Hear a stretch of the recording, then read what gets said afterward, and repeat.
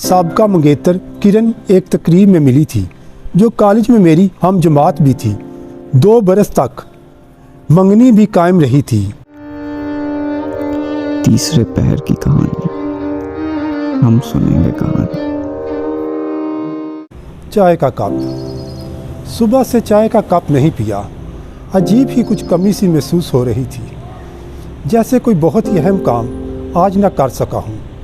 यह मम्मा भी इसलिए दरपेश है क्योंकि बेगम बच्चों को लेकर मेके जा चुकी है और मैं अकेला घर पर मौजूद हूँ। मेरी बेदारी से पहले दूध वाले ने 2-3 मरतबा गली के दरवाजे के साथ लगी घंटी के बटन को दबाया, जिसकी कानों के पर्दे चीरने वाली आवाज़ मुझे सुनाई दी। तो मैंने सर और कानों को हमेशा की तरह तकिए में दबा लिया। लेकिन इस कोताही का एहसास तब हुआ जब फ्रिज खोलकर देखा तो पहले से दूध मौजूद बिल्कुल ना था। बिना चाय के नाश्ता क्या करना जहर मार किया।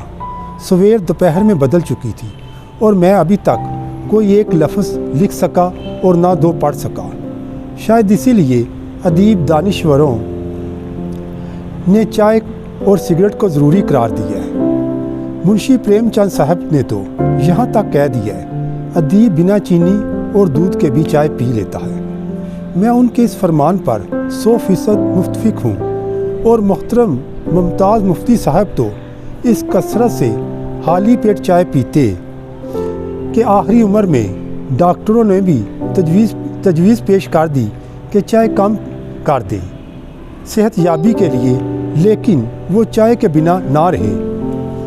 हम पाकिस्तानी बाशिंदे ज़री मुल्क होने के नाते चाय का पत्ता तक काश्त नहीं कर सके और दुनिया में चाय के सबसे बड़े आलमी मंडी में खरीदार हैं। मुझे वो बचपन का ज़माना भी याद आ गया जब सुबह तो कोई चाय पिए या ना पिए मगर दोपहर 4 बजे के करीब हर घर में चाय बनती और चूल्हे पर चढ़ी देगची के इर्द गिर्द तमाम अफराद यूं इकट्ठे हुए होते जैसे कोई मुकद्दस तबरक तकसीम होने को हो। बड़ी बूढ़ी माँ ढक्कन उठाकर चाय को फेंटती और पवे से उठा कर अंडेलती, जिसकी महक चारों तरफ फैली होती। चाय की तकसीम से पहले पंखा बंद कर दिया जाता ताकि चाय पीते हुए पसीना जितना आए उतना ही सेहत के लिए मुफीद है। अब तो पंखा एयर कूलर छोड़कर एयर कंडीशन में बैठकर चाय पी जाती है। मेरे इसरार पर बेगम मेके गई थी। मैं कुछ दिन से थोड़ा हाइफ सा रहने लगा था जब से मुझे साबका मंगेतर किरण एक तकरीब में मिली थी जो कॉलेज में मेरी हम जमात भी थी। 2 बरस तक मंगनी भी कायम रही थी। ईद शब बरात पर चूड़ियाँ मेहंदी तोहफ़े भी जाते रहे। मुकद्दरों में कुछ और था। 7 साल बाद भी वो बिल्कुल ना बदली थी। आज भी वो कॉलेज वाली शौख मजाज किरण थी और अभी तक शादी की जंजीर में ना बंधी थी। उसकी यादों की फ़ाइल तो जहन के किसी गोशे में महफूज पड़ी थी जो उसके मिलते ही खुल गई। बीवी बच्चों को मेके भेजने का मेरा इरादा भी यही था कि किरण को बुलाकर उससे जो फैसले उस वक़्त बुज़ुर्गों की नाक की भींट चढ़ गए थे इनको परवान चढ़ाए। हालांकि मुझे बेगम से कोई शिकायत ना थी, पर फिर भी दिल उचाट हुआ था बिना किसी वजह के।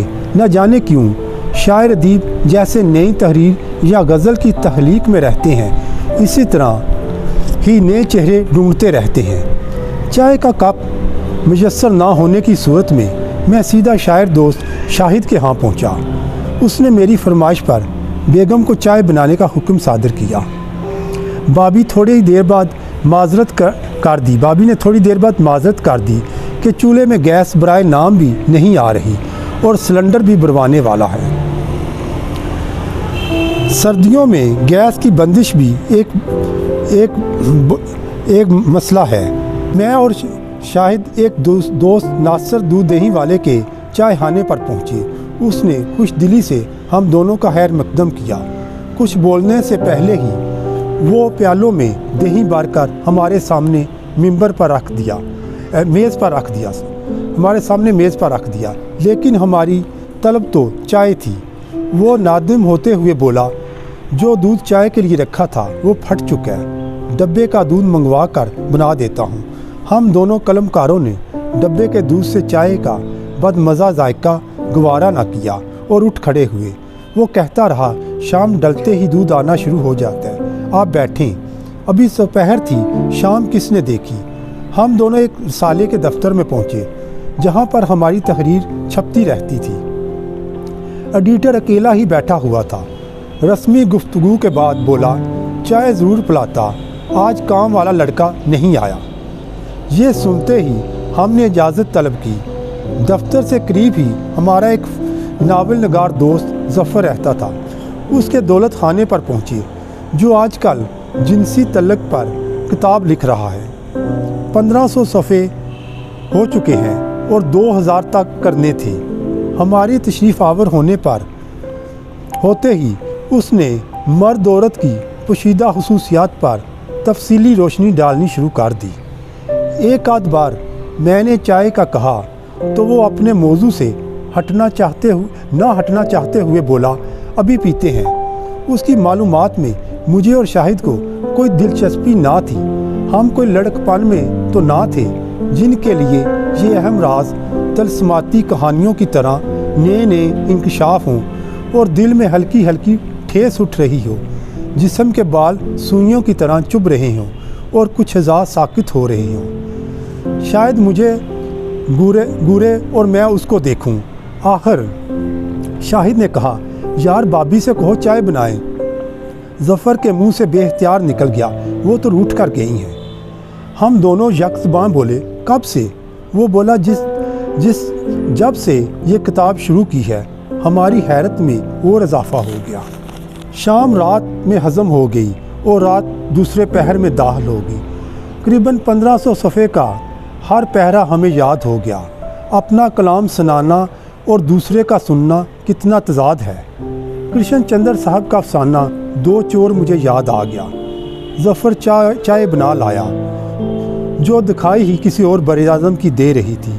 एक एक घूंट भरा तो जट से कप पीछे किए, जैसे कड़वा बनक्शा हो या स्याह जहर। ज़फ़र ने अपने हाथ से बनाई चाय के पुल बांधने शुरू कर दिए, जैसे अपनी किताब की सताइश कर चुका था।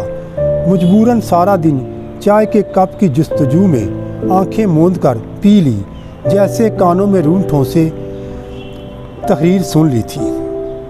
आधी रात को वापसी पर शाहिद ने इसरार किया कि अब तक तो गैस आ चुकी होगी, चाय पी कर जाओ, पर मैंने रुख्सत ही ली। घर पहुंचा तो बेगम मेके से आ चुकी थी। चाय के कप के लिए नींद से बेदार करना मुनासिब न जाना, और चुप करके बिस्तर पर ढेर हुआ तो एहसास हुआ कि हर चीज़ अपनी जगह पर तरतीब से मौजूद है। जो किताबें पलंग पर बिखरी पड़ी थीं, जिनसे एक लफ्ज़ भी न पढ़ सका न लिख सका। मुझे उस्ताद शोरा पर रश्क आने लगा था, जिनको ठंडा पानी भी आसानी से मुयस्सर था, और आज के शोरा के लिए गर्म पानी का मिलना भी दुश्वार है। सुबह बेगम की आवाज़ पर मेरी आंख खुली तो मैंने लिहाफ से मुंह बाहर निकाल कर देखा तो चाय का कप मेज़ पर पड़ा मुस्कुरा रहा था। मैं हैरत से तकने लगा। अभी तो मैंने मुंह हाथ भी नहीं धोया और चाय का कप पान पहुँचा है। कल बेगम घर ना होने के बायस जो ज़िल्लत उठाना पड़ी है। चाय का घूंट भरा तो तस्कीन पहुँची। जहन ताज़ा होते ही किरण का ख्याल आया, जो कल सारा दिन चाय के कप के चक्कर में भूला रहा। अपनी इस हमाकत पर नदामत हो रही थी। बोरची खाने से शरीके हयात की आवाज़ आ रही थी, उठकर आ जाए, नाश्ता तैयार है। चाय का दूसरा कप भी साथ ही पिएंगे। हाथ में पकड़े चाय के कप से हल्की हल्की गरमाइश से राहत महसूस हो रही थी और बोरची खाने की तरफ देखते हुए होंठों पर मुस्कुराहट।